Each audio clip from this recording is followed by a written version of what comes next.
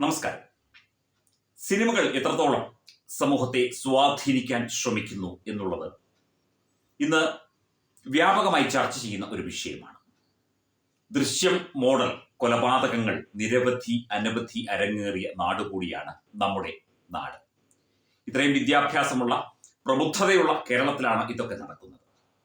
കഞ്ചാവിനെയും കള്ളിനെയും മദ്യത്തെയും മയക്കുമരുന്നിനെയും ഒക്കെ സിനിമയിൽ അവതരിപ്പിക്കുമ്പോൾ പ്രത്യേകമായി നിയമപരമായ മുന്നറിയിപ്പായി അത് നിയമവിരുദ്ധമാണ്, ആരോഗ്യത്തിന് ഹാനികരമാണ് എന്ന് എഴുതി കാണിക്കുന്നു എല്ലാ സിനിമകളിലും.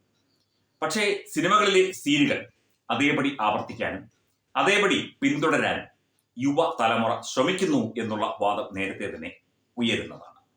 അത്തരത്തിൽ സിനിമയെ ഒരു പ്രദേശത്തേക്ക് അല്ലെങ്കിൽ ഒരു പ്രത്യേക മേഖലയിലേക്ക് മാത്രം കേന്ദ്രീകരിക്കാൻ മതവർഗീയതയും അതുപോലെ മദ്യവും മയക്കുമരുന്നും അങ്ങനെയുള്ള സാമൂഹ്യ വിരുദ്ധ വിഷയങ്ങളിലേക്ക് മാത്രം സിനിമയെ കൊണ്ടുചെന്ന് എത്തിക്കാൻ ചില സംവിധായകരും ചില എഴുത്തുകാരും ശ്രമിക്കുന്നു എന്നുള്ള പരാതി വ്യാപകമാണ്.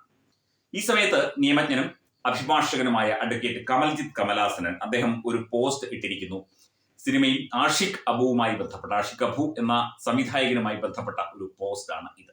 ഈ പോസ്റ്റ് ഒന്ന് വായിക്കാം. അഡ്വക്കേറ്റ് കമൽജിത്തിന്റെ പോസ്റ്റുകൾ പലപ്പോഴും നമ്മൾ അതിന്റെ വിശദാംശങ്ങൾ തേടി പോകാറുണ്ട്, അത് ചർച്ച ചെയ്യാറുമുണ്ട്. ഇങ്ങനെ തുടങ്ങുന്നു കമൽജിത്തിന്റെ പോസ്റ്റ്. മലയാളികളിൽ അരാജകത്വത്തിന്റെ വിത്തുകൾ മുളപ്പിക്കുന്നതിന് വേണ്ടി നടത്തിയ ടെസ്റ്റ് ഡോസുകളായിരുന്നു ഇവന്റെ ഇടുക്കി ഗോൾഡ് എന്ന സിനിമയും തീവ്രവാദികൾ സ്പോൺസർ ചെയ്ത ചുംബന സമരവും. ആഷിഖ് അബുവിന്റെ ഇടുക്കി ഗോൾഡ് എന്ന് പറയുന്ന കഞ്ചാവിന്റെ ഒരു വിഭാഗത്തെ അല്ലെങ്കിൽ ഒരു പ്രത്യേക പ്രൊഡക്റ്റിനെ ഉയർത്തിക്കാട്ടിയ ഒരു സിനിമ, പിന്നെ ഇയാൾ പങ്കെടുത്ത അല്ലെങ്കിൽ ഇയാൾ പ്രത്യേകമായി സ്പോൺസർ ചെയ്ത ചുംബന സമരമൊക്കെ തന്നെ വലിയ വാർത്തയായിരുന്നു.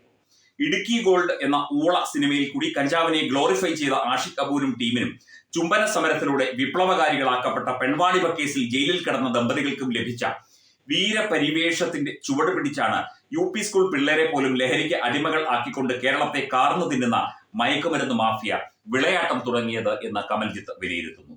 ഓഷോയുടെ ആത്മീയ അരാജകത്വവാദത്തെ നഖശികാന്തം എതിർത്ത കമ്മ്യൂണിസ്റ്റ് പ്രസ്ഥാനങ്ങളെ തന്നെ ഇത്തരം പേക്കൂത്തുകളെ ന്യായീകരിച്ച് യോനി കവാടമൊരുക്കിയും കോളേജ് ക്യാമ്പസുകളിൽ, ട്രെയിനുകളിലെയും പബ്ലിക് ടോയ്ലറ്റുകളിലെയും കക്കൂസ് സാഹിത്യത്തെ അതിശയിപ്പിക്കുന്ന അശ്ലീല പോസ്റ്ററുകൾ പതിച്ചും നിർവൃതി അടഞ്ഞപ്പോൾ കേരളം അരാജകത്വത്തിന്റെ പാരമ്യതയിൽ എത്തുകയും ചെയ്തു. ഒരു നാടിനെ നശിപ്പിക്കണം എങ്കിൽ അവിടുത്തെ യുവാക്കളെ വഴിതെറ്റിക്കണം. അതിലൂടെ കുടുംബങ്ങളെ ശിഥിലമാക്കണം, ബന്ധങ്ങളെ ഇല്ലാതെയാക്കണം. മകൻ അമ്മയെ കൊല്ലുന്നു, മകൻ അച്ഛനെ കൊല്ലുന്നു, സഹോദരങ്ങളെ കൊല്ലുന്നു. ഇതൊക്കെ കേരളത്തിന് ഇന്ന് കേട്ട് തഴമ്പിച്ചു പോയ വാർത്തകളാകുവാൻ കാരണം മസ്തിഷ്ക പ്രക്ഷാളനം ചെയ്യപ്പെട്ട യുവ തലമുറയാണ്.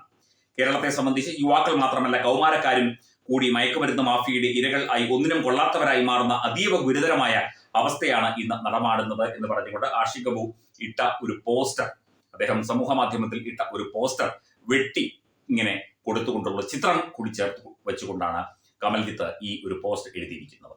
തീർച്ചയായിട്ടും ഇത്തരം മാധ്യമങ്ങൾ, സിനിമ പോലുള്ള മാധ്യമങ്ങൾ യുവതലമുറയെ സ്വാധീനിച്ചു തുടങ്ങിയിരിക്കുന്നു. മാത്രമല്ല ഇത്തരം സിനിമകൾ പ്രത്യേകമായി എടുക്കുന്നതിനും പർട്ടിക്കുലർലി എടുക്കുന്നതിനും യുവതലമുറയെ വഴിതെറ്റിക്കുന്നതിനും മദ്യത്തിനും മയക്കുമരുന്ന് മാഫിയയ്ക്കും പെൺകുട്ടികളെ അടക്കം കാഴ്ചവെക്കുന്നതിനും അല്ലെങ്കിൽ അവരെ കൂടി ആ ഒരു ശൃംഖലയിലേക്ക് പെടുത്തുന്നതിനും ഉതകുന്ന രീതിയിൽ ഇവിടുത്തെ കലാമേഖല മാറിയിരിക്കുന്നു.